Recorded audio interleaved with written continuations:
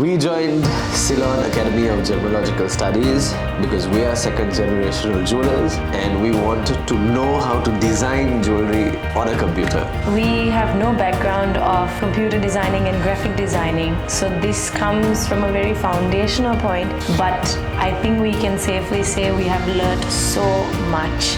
We are into 3 classes and we know so much already, and we're excited for the next couple of classes, and whatever we learn, it's very practical.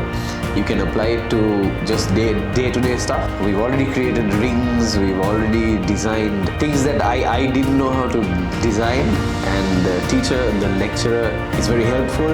Any questions you have, you can ask him and he will always promptly answer. And this is knowledge for life because you get all the resources to go home, to re-look at them. So whether you want to look at it again a year later, you have it at your disposal, and I think that is so useful.